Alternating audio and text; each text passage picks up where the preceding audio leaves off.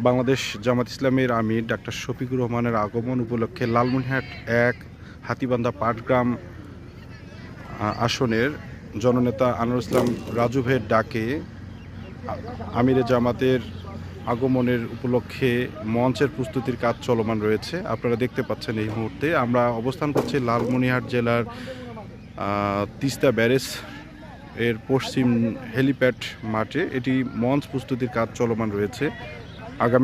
আগামী ৭ তারিখের জনসভায় লালমনিরহাট হাতীবান্ধা পাটগ্রাম আসনের জননেতা আনোয়ার ইসলাম রাজু ভাইয়ের নেতৃত্বে বিশাল জনসমাগম হবে আশা করছি আমরা।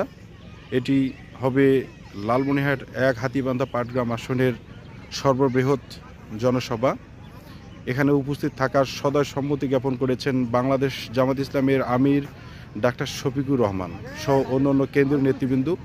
এখানে দাবিসমূহ থাকবে তিস্তা ব্যারেজ, তিস্তা বাঁধ প্রকল্পের এবং 4 লেন, লালমনিরহাট টু বুড়িমারির 4 লেন সংক্রান্ত সহ অন্যান্য উল্লেখযোগ্য।